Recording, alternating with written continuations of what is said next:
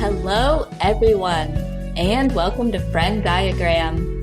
This is the podcast where two friends catch up and find common ground between their favorite media. I'm Remy. I'm Kat, and today we'll be catching up, discussing the Overlook Film Festival and Ray Mendoza and Alex Garland's Warfare. Warning, spoilers ahead. Kat! Remy! It's been a million years! I know. I feel like we start every episode that way now. I know, but it's okay. Sorry, One day we'll get back into the rhythm. Yes. And this could be the first building block. Yes, this could be the day. This could be the day. Oh my God, Kat, there's been so much movie news while we've been away. Give it to me.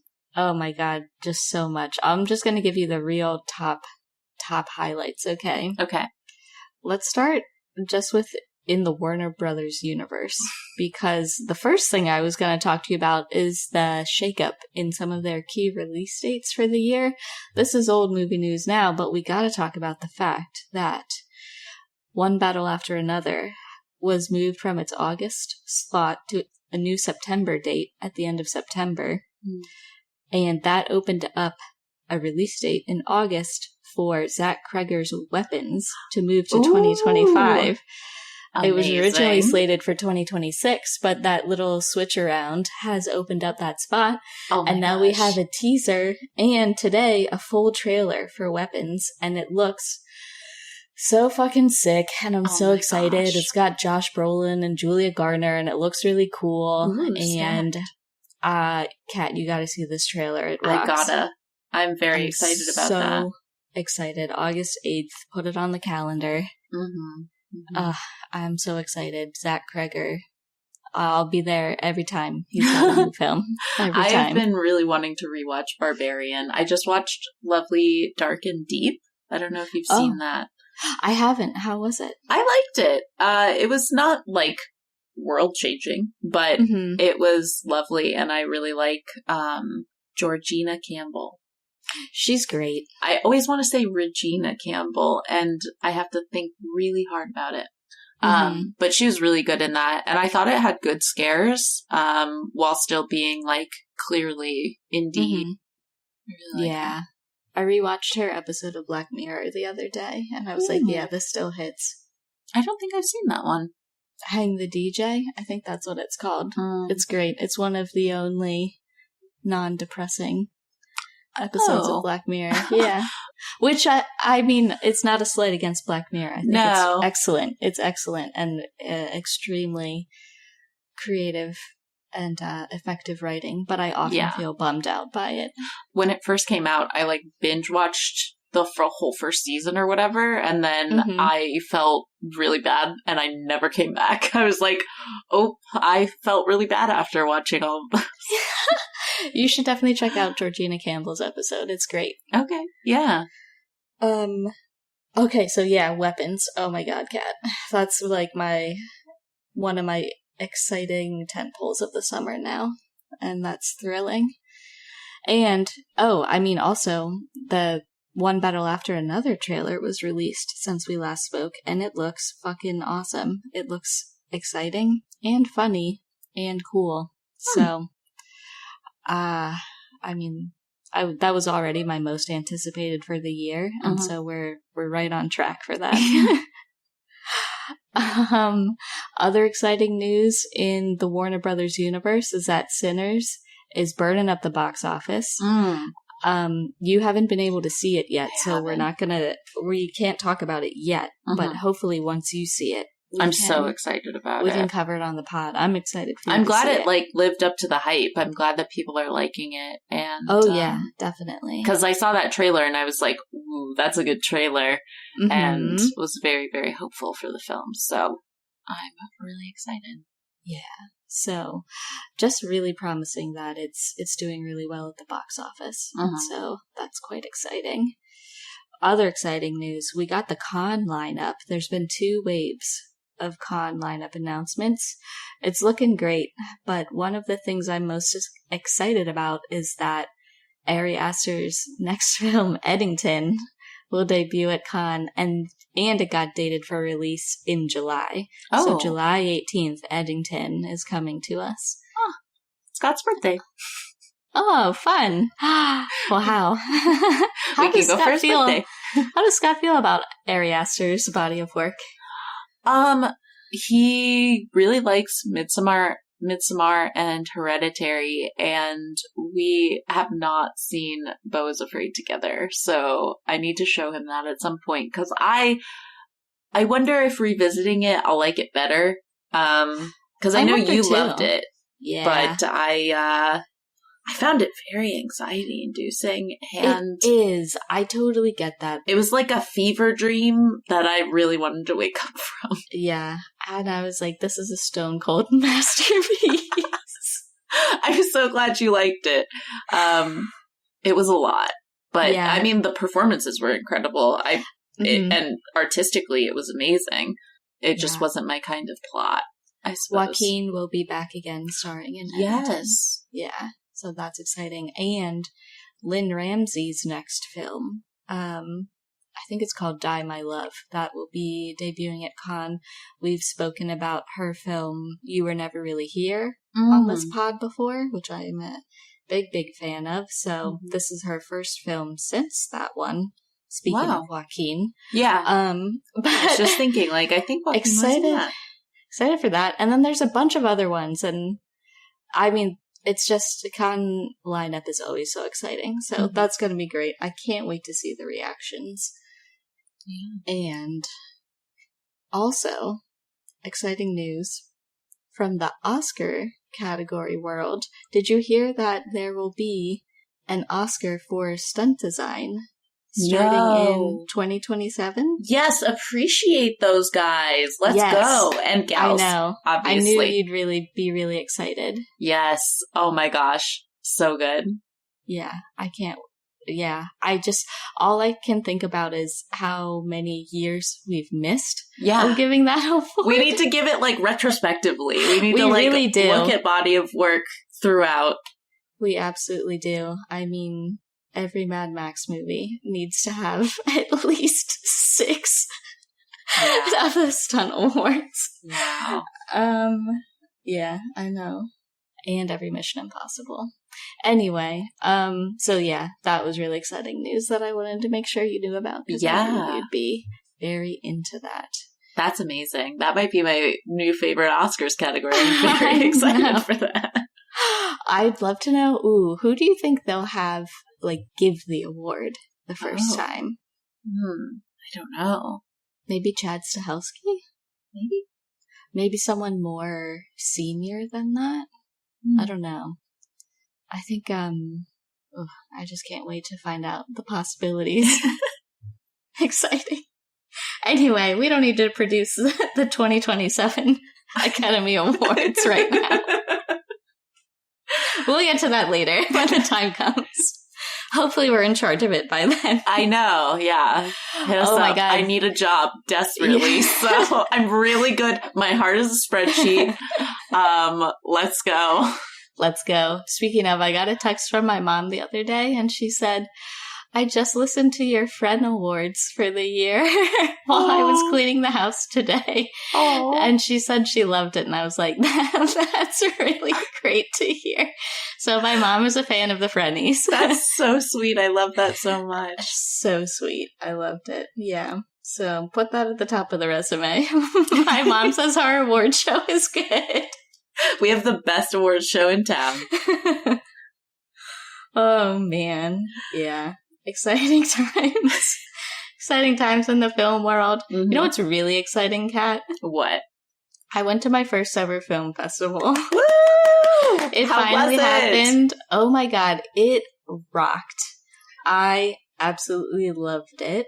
I went to the Overlook Film Festival, which is held basically every year now, I think consistently here in New Orleans. And that's why I found out about it. I was just browsing one of the independent theater websites for showtimes, and they had an advertisement for the Overlook Film Festival, which is a horror film festival that's about 4 days long. And I was like, oh, a horror film festival of a manageable size in the city I live in. That sounds like the perfect opportunity for me to learn how to do a film festival. Yeah. And it rocked. It was the perfect entry point, I think. I went with Will. We went together. We got passes so that we didn't have to stress about waiting in line for a really long time or showing up super early. Yeah. I bought the passes before I had a job again, and then I was like, oh, dang. Now I have to work around the job. Ah, boo. Boo. I would have negotiated that time off. I would have been like, hey, listen, I've already got this vacation plan, so if you want to hire me. I seriously considered it, Kat. You should have. I really did. I should have. Next year. You know, the Thursday programming was like very evening skewed, Okay. I think, because they know people are traveling and or working around work. So I only missed like partial days. Okay. Nice. Which was good. And I mean, it was a lovely time. It was the perfect entry point for a film festival. Like, I learned the ticketing and the pass system and kind of the mechanics of everything, but it was a manageable size. There were only 2 locations. So I wasn't crisscrossing all over town the whole time, which was great. The Britannia Theater hosts it here, and they have a historic uptown location, which is like one screen historic theater, much like the Paris Theater in Manhattan that I've talked about before. And then they have a more modern multi-screen cinema complex at Canal Place, where I saw the majority of films just because there's more screens there. And it was lovely. I mean, it was so easy to talk to people. If I was like standing in line on my own, it was very easy to start conversations. And I had like lengthy conversations with folks in line and saw them again, and we would catch up on what we saw in between. Oh my seeing gosh. each other again. Like, shout out to That's my so friends cute. from Toledo. Shout out to Ray from Pittsburgh. Everyone was very nice and Did lovely you tell them to talk about to. the pod? No. You should I have wish brought I your had. stickers and I then should have handed them out next year. Next year. We'll both fly there. Yes. And Kat, I I'll think go you'd with really you. love it. Oh my God, my kind of film festival, dude. Like, just a weekend full of spooks. Yeah. Love it. Let's go together next year. I would love that. Was fantastic. Will had a great time as well. And yeah, I mean, incredible range of curation. You can definitely tell the programmers put a ton of thought into the films that they're accepting into the festival, and they're really interested in providing a range of different types and subgenres of horror. Like, it's an expansive definition of horror, which means that when you're like selecting your lineup, you can skew, you know, new modern or sci-fi or some of their like older revivals. There's all kinds of different directions you can go in when you're setting your own program. And I just really loved the thought and the care that they put into each choice. And one thing I really loved is that before, I think all of the showings I was at, a person that was part of that selection committee came out and talked about why that film was selected. I loved that. It reminded me a lot of Film Scene, actually. I was like, oh my God, I miss Film Scene so much. When someone would come out and do an intro. That's so special. That feels so special. Every time you see that, it just like, it makes it feel like a whole different experience to me. It really adds something. And it gives you a little bit of a framework to take in the film, and just really cool context into what people are thinking about when they are building a festival lineup.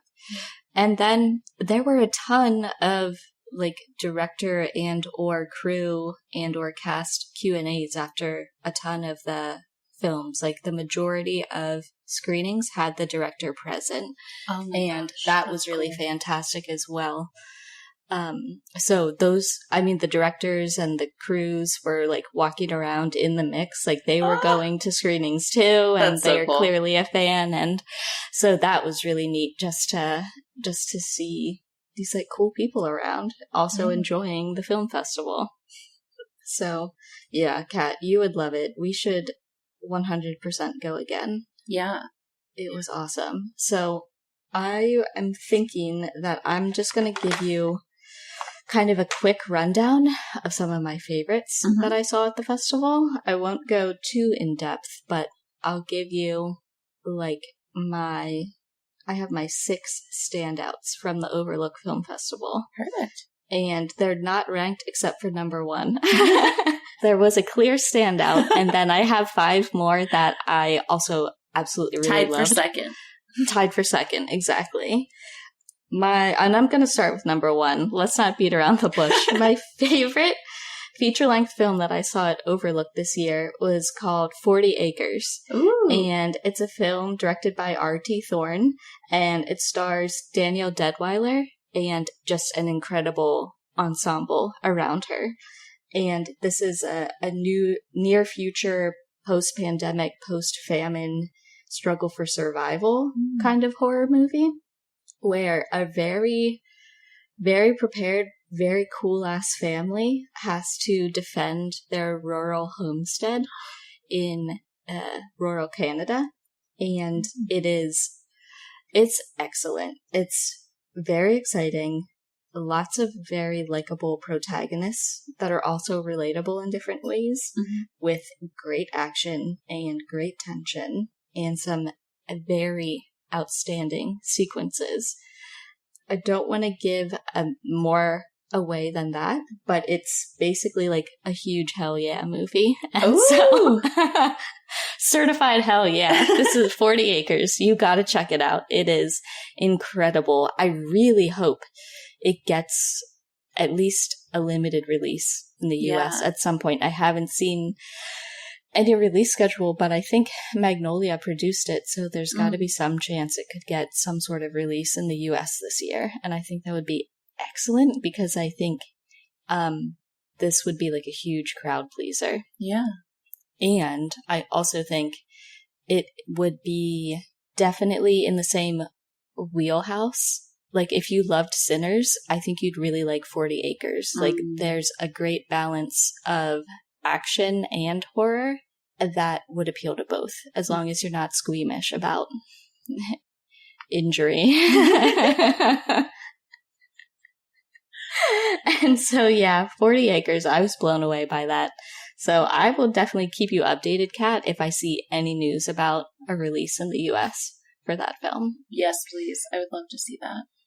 Okay, and then do you want to hear our first runner-up? Yes. First tied runner-up is Good Boy. Yes. Wonderful. Directed by Ben Leonberg. He was present at the screening I was at, and so was his co-writer for the film, Alex Cannon. And I think low-key, Alex Cannon and I have very similar taste in films, because we were like coincidentally at all of the same films like almost every day. And that means he and I both selected the same things to see out of the lineup at the same time. So yeah, I was like, that's Alex Cannon again. Like, I over time realized who he was when I heard other people talking about it. And I was like, oh, that guy that's been in my movies all day co-wrote Good Boy. Wow. That's so cool. That's neat. Yeah. So, Kat, you knew I was going to love this film. It was my most anticipated for the festival, and it did not disappoint whatsoever. Good Boy, if you haven't heard, is a horror movie that is told completely from the perspective of a dog named Indy. He's Ben's dog in real life, and his name's Indy in real life. Oh. And he looks to me to be a Nova Scotia duck-tolling retriever. I guess I never confirmed that, but that's what he appears to be. And he's adorable and a lovely actor. Aww. He's perfect to watch in the film. It's an excellent execution of that very cool idea. Yeah. And honestly, it was the scariest movie I saw at the festival, which really surprised me. that makes me even more excited. Isn't that fascinating? Like, craving, like, to be actually scared by things recently. Yeah. I've been like, someone scare the shit out of me. Like, not, like, if you see me on the street, don't do that, please. But, like, a movie would love to be just, like, absolutely terrified. Yeah, like, it wasn't terrifying end to end, but there were some moments where I was like, oh no. Yeah. So yeah, absolutely. You got to check out Good Boy. I'm really interested to see what the distribution for that turns out to be. I'm not aware of any wide distribution for it, but I mean, I feel like we'd be foolish not to put it out there, you know? Like, that also Petition would have to massive wide appeal. Release. Yeah. Good Boy. Who do I write to? Excuse me, the head of Warner Brothers. Have you considered? Have you considered Good Boy? I've considered Good Boy and what it could do for you. The people need a good boy. We do. We need indie. Speaking of the Frennies, a good contender for animal acting category. You know it. There's some of these films are appearing on the ballot already. Wow. I fill in the ballot incrementally all year long, so the categories are filling in. Next runner-up is a film called The True Beauty of Being Bitten by a Tick. This is a film directed by Pete Oz, who was also present and did a cool Q&A after the screening I saw. It stars Zoe Chow, and it is a bucolic daytime mindfuck of a movie. It was very distinct tonally from everything else I saw at the festival. It has more of a dreamlike pace without a dreamlike quality. Like, you're in like stark daylight settings in this remote farmhouse, and things are happening that you don't quite understand, but you know that they're unnerving you.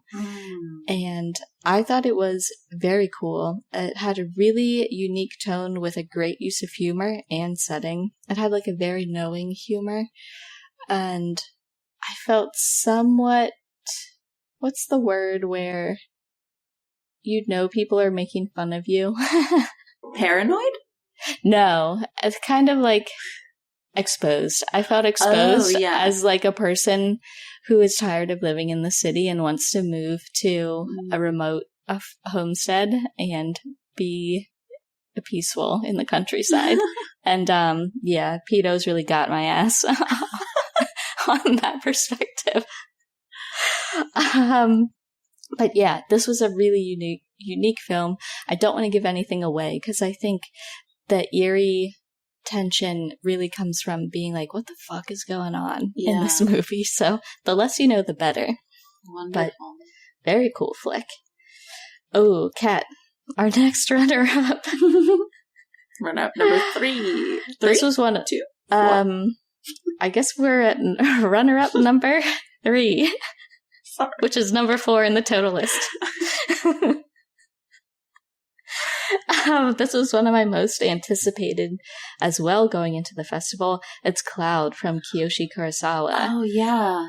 We just talked about Cure the other week. Woo. And I was like, oh, I can't wait to see Cloud. I'm really interested in it. Cloud stars Masaki Suda, and it was not at all what I expected.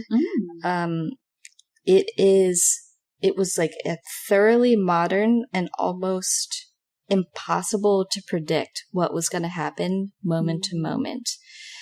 I watched Pulse in preparation for Cloud because I knew it was at least going to be like technology adjacent, and I know Pulse up until this point is Kiyoshi Kurosawa's most modern technology focused film to my knowledge, and it was completely different from Pulse as well. Again, I don't want to give anything away, but I think the best thing I can say without saying too much, but with piquing interest, is that I turned to the girl that was sitting next to me at the end of the film and I was like, I think Michael Mann would fucking love that movie. And she was like, oh, I think you're right. So if you like Kurosawa's work and you also like the films of Michael Mann, you gotta fucking watch Cloud. It's something. If you see it, Kat, we can talk about more. But yeah, definitely check that out when you get the chance. Again, I have no idea when this is coming to the US. I wish I had more answers. Give it to me. Our next runner-up is a film called Redux Redux. It's directed by Kevin and Matt McManus and stars Michaela McManus. And this is another sci-fi horror. And it's an effective story of sprawling revenge. It was a film with a lot of heart and meticulously crafted. I don't even know how to explain it. It was extremely well done, extremely proficient, and it had heart and it had creativity in the way that it told the sci-fi skewed story. And it had a deftness in not over-explaining the rules to you too much about how Irene, the star of the film, is traveling through scenarios seeking revenge across the universe. And I enjoyed it very much.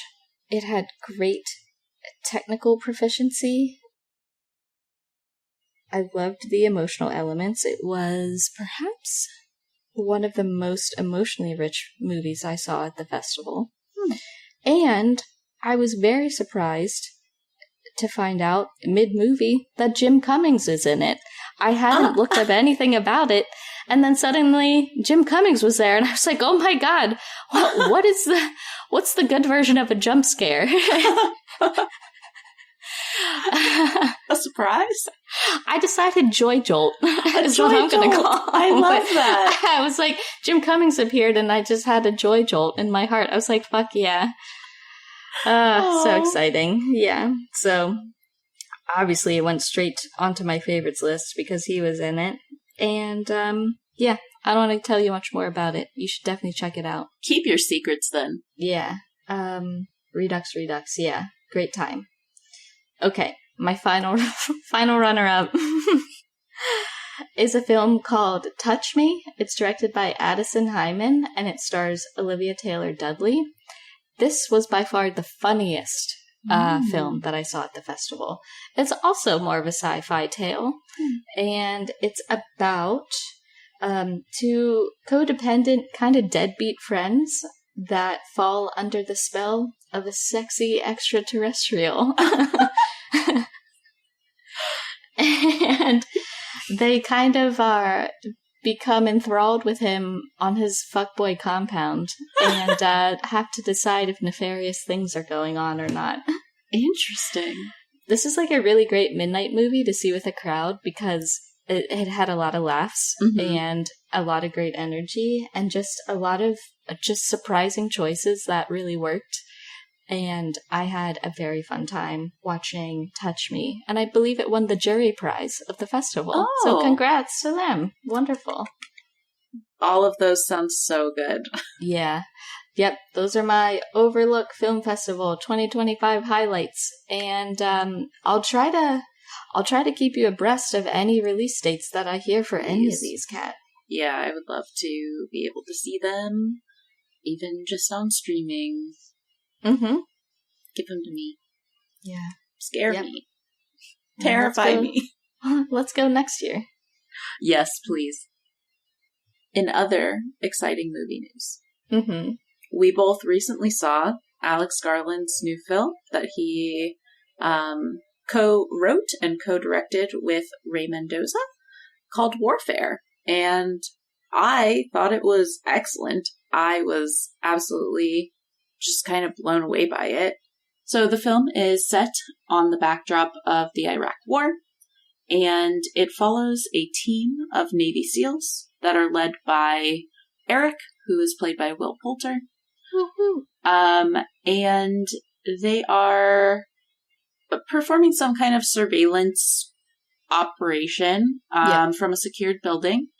And at a certain point, the building is breached, they are attacked, and a member of the team is injured. And so they call for an evacuation of that injured team member, and an armored vehicle comes to take him out of the combat zone. And as they are bringing that team member to the Bradley, that armored vehicle, it's hit with an IED. And that severely injures 2 members of the group and kills, I believe, 2 others.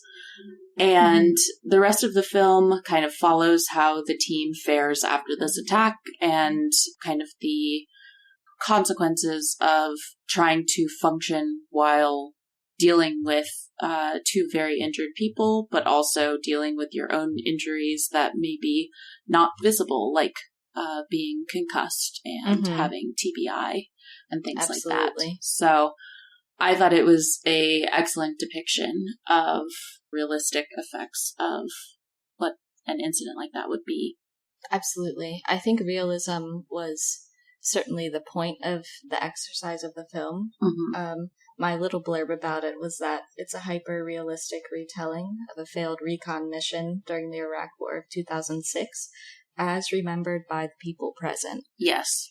And so I think one of the things that A24 made sure to include in the marketing is that this film is based on the memories of the people that were actually there, including Ray Mendoza. He was there, and he's portrayed by an actor in the film. He's the radio man.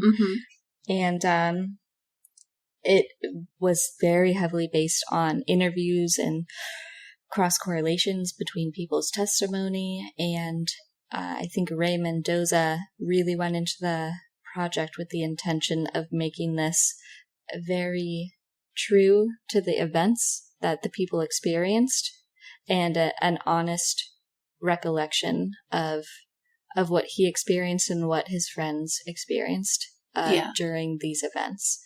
And I think that is a fascinating starting point for a film.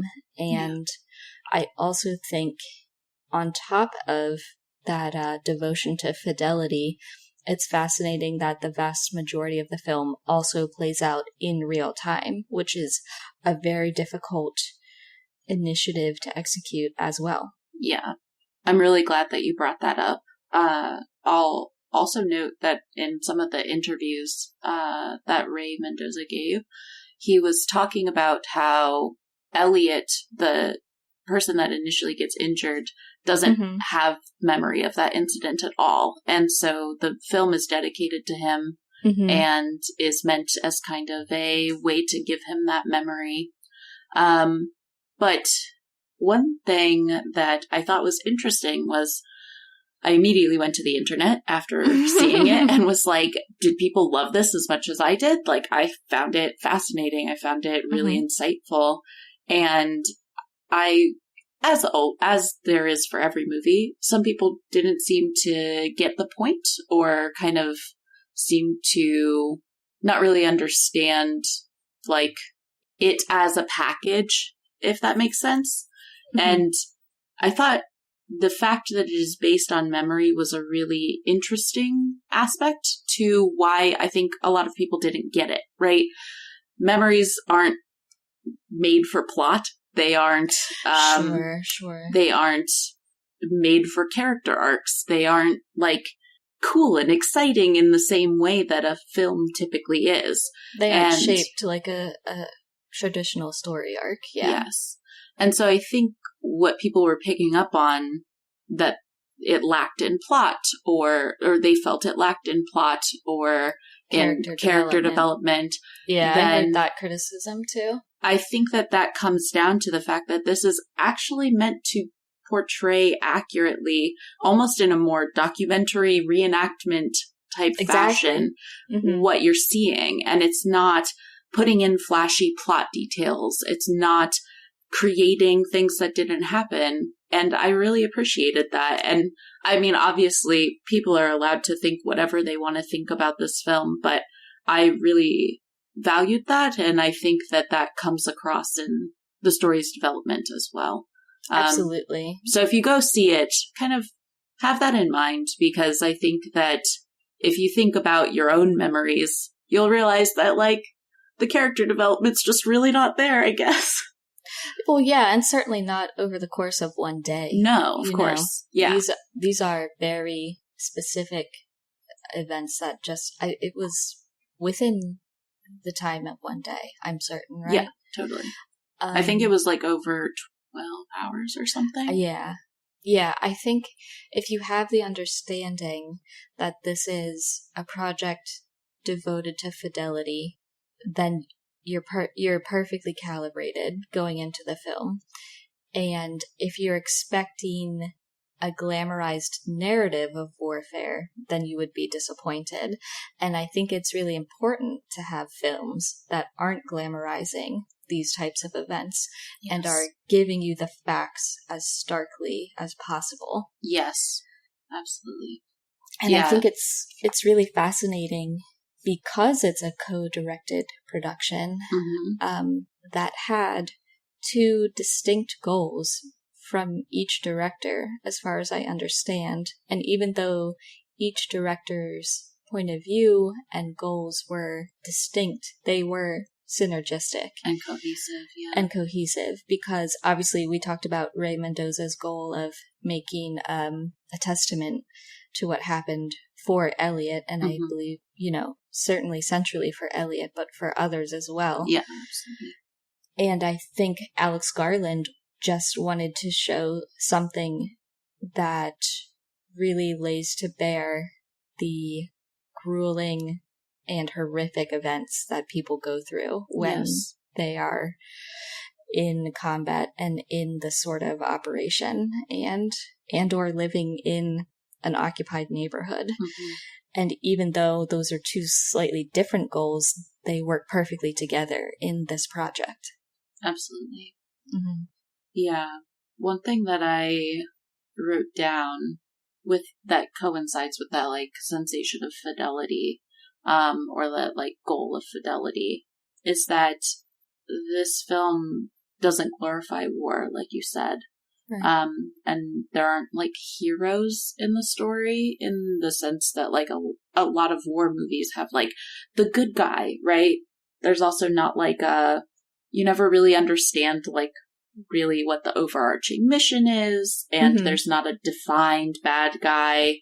A lot of the time you're just seeing, like, in the beginning, you're seeing these men, like, bored out of their minds, just, like, sitting in this empty house and, like, cracking jokes and making fun of each other and backwashing into water bottles so that other people have to drink it.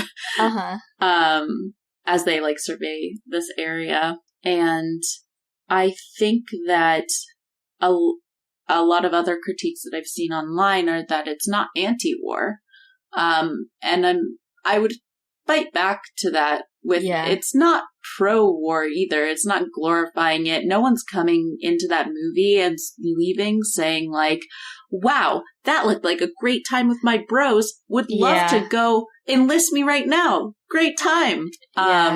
If you think the events portrayed in the film are meant to be pro-war, I worry about your perspective. Yeah.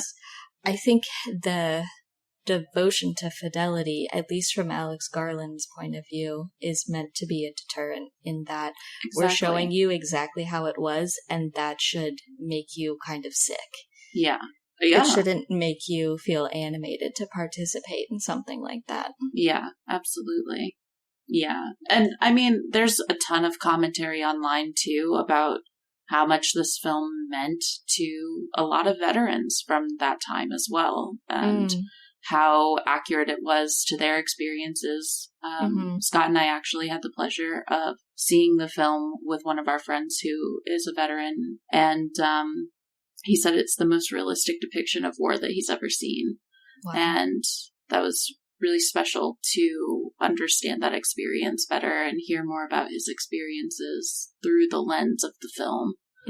And I think that if you want to understand what it's like for people on the ground and kind of embedded in that environment, this is a really good film to learn more about what that experience was like.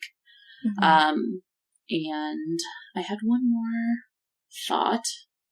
Oh, and it was really interesting for me specifically because I was like really young when the War on Terror started.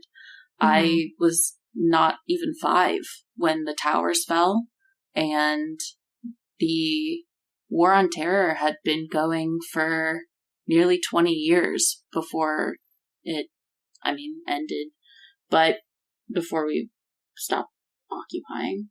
And I feel like growing up with it always on the news and just like that being our state of being, was kind of almost desensitizing for me to like not really processing the meaning of that conflict. And I feel like this film was really important for just me thinking harder about it and learning more about it. And I don't know. It was just really powerful for me as like someone who grew up with that always on the news.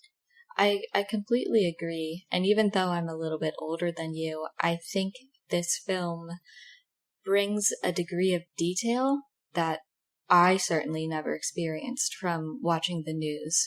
This is a very detailed, very visceral, very procedural account of one example event. And I think watching, a year's worth of news coverage would never give you this detailed understanding of what was actually happening.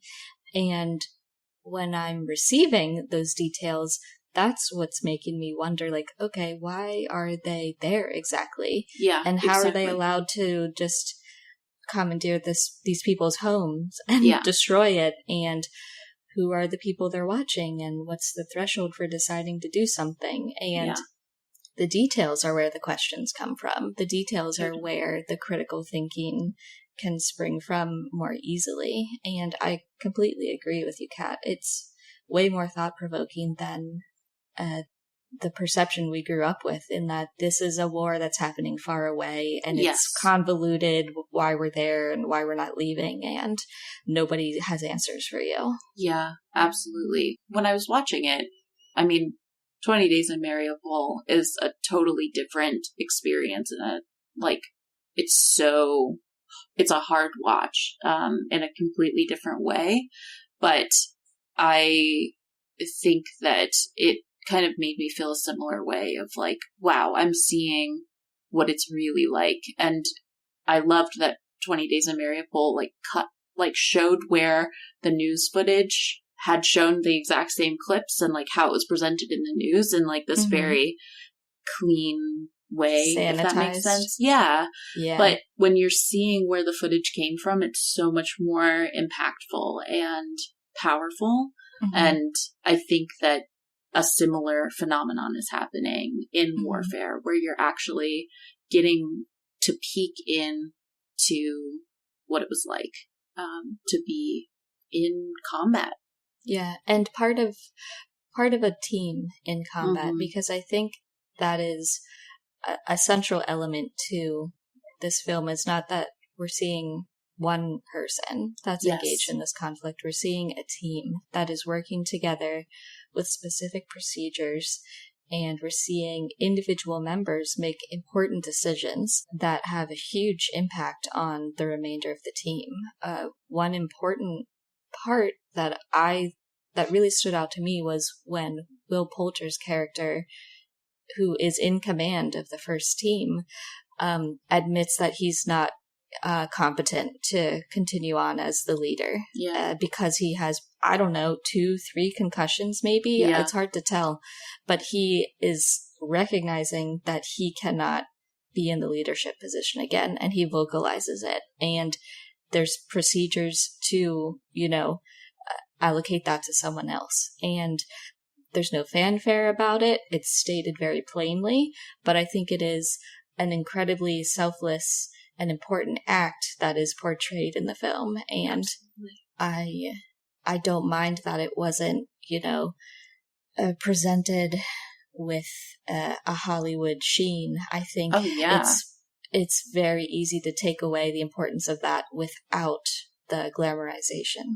Totally. And I mean, we see that with Ray's character as well, where he just kind of like dissociates for a hot minute after everything has gone down, and it ends up causing mistakes, right? Like he literally disconnects. He unplugs he's like the radio guy, and he like unplugs his headphones. It's like, oh, guy. And then he's like later trying to talk into it and being like, why isn't anyone responding? And then he's like, oh, fuck, I've been offline for like, who knows how long. Yeah.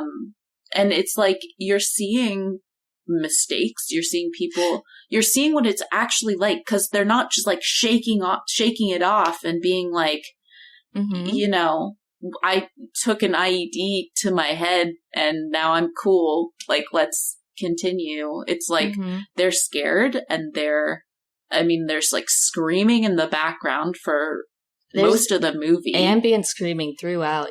Which I mean, I won't give away who it is, I guess. I don't know why, but that actor, wow. I mean, the... Fucking great, dude. Hard to provide that range of pain responses, but incredible work. Yeah. Yeah. I mean, this entire ensemble, Kat, is incredible. I know. What a team. It is fucking stacked. Yeah.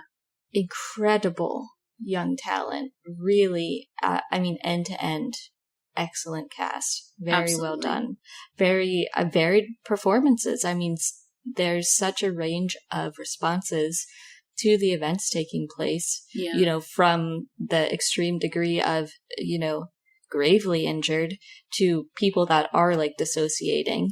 And each performance is very I mean, very well done. I was very impressed with the cast of the film. Yeah. And on top of that, the sound editing was impeccable and very important. I mean, we are seeing something with no frills. There's no music except for the very opening scene and the closing credits. I mean, there's no music crutch to lean on. So the sound editing has to be impeccable, and they took every opportunity to use the sound design to emphasize what was happening and give you more perspective into the experience. And so I thought they did excellent. I got to see this in Dolby, and it was jealous. It was well worth it. I took the time to look at the showtimes for like the entire weekend, and I was like, oh, they're only showing Dolby. They're only showing Warfare in Dolby on Friday night. I have to go Friday night. So I absolutely prioritized that. So if you have the opportunity, please do that. I wish. I just saw it in like normal, not even AMC level cinema. Like, just not great. But I mean, the sound design in Alex Garland films is great. Pretty much across the board. And I really noticed the moments of silence and the way that contrasted with just the craziness that was the rest of the film, like or other moments in the film, I suppose, because there are moments of silence sprinkled throughout, and that like reprieve, and I don't know, it's used very well, and you don't even realize how loud and intense it was until the silence comes in and you're like, whoa. It doesn't like allow you to just like habituate to it, if that makes sense. Sure. And you mentioned some people struggling with the lack of a conventional shape to the story, but I think even in staying true to the events, they did a really helpful move in that you're always, once things really kick off, you're always aware of the time counting down to when help is meant to arrive. So they're constantly like 10 minutes out or 8 minutes out or 5 minutes out, and everyone in the team repeats it back to the person in charge. And so you have those milestones to keep track of when things are finally meant to get better Are they going to get worse between now and then? There's still a ticking clock element that gives you direction. And I think even in the absence of grander shape, I found that really effective in terms of a device for ratcheting tension. And I mean, the feeling when the second team arrives, led by Charles Melton, is incredible. Because after they get hung up a little bit, you're like, oh my God, are they ever going to get there? Are they going to get there? Are they going to find them? Is something bad going to happen to them as soon as they arrive? Like, I was worried for the second team the whole time. Yes, absolutely. Yeah, and so when Charles Melton arrives and he's like very competent and very in charge, I was like, wow, what a relief. Thank God. Yeah. I'm glad you brought that up. Yeah, I mean, I had no issues with the story whatsoever. I mean, I thought it was really, really excellently weaved together. So, and you get like multiple like character shifts that are really subtle, where you kind of like are focused on one person or two people. Like it feels like a team still, but then you're kind of like zooming into one person's perspective in that moment. And I thought it was just extremely well done. Me too. I feel like we got great glimpses of character, even if we didn't have a years-long arc. I definitely feel like I got a sense for what those different guys were like. And I especially because they showed mistakes that people were making. I mean, that made the characters even richer. Yes, absolutely. Yeah, I mean, I think it's a really special film, and I think if you have the opportunity to see it in a theater or a Dolby room, it would be worth your time if the sounds at all interesting, because it was really a special film. Yeah, definitely a standout in the year so far. Oh, yeah. I don't know what I've seen that could hold a candle to it so far. Excellent stuff. Excellent. Oh, you know what else I'm excited for? What? 28 years later. I haven't even seen the original. Let's catch up. We'll watch 28 days, 28 weeks, and then... I love that. Alex Garland will again bring us 28 years later. Yeah. When does that come out? June 20th, I want to say. Oh, okay. We've got time. Yeah, we can do it. Excellent. Well, get ready for our series of discussions of the 28 series. I don't know. Yeah, what do people call it? The 28 trilogy. Mm-hmm. That's my new name for it. TM. Yeah. Oh, Alex Garland. What a guy. What range, too. I feel like he's got such good range. Absolutely.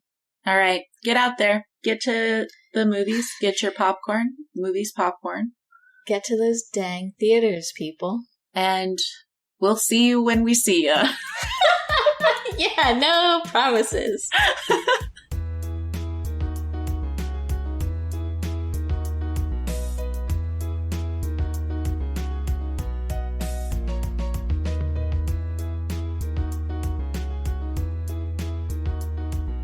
Thanks for joining us this week on Friend Diagram. Thank you to Tyler Seek for the creation of our intro and outro music. Did you take any of our recommendations? Have any thoughts on the show? Let us know at frienddiagrampod@gmail.com, and we might read your email on a future episode. If you can, please take a moment to rate and review the show on your podcast app of choice, and we'll see you back here, same place next week. Bye for now.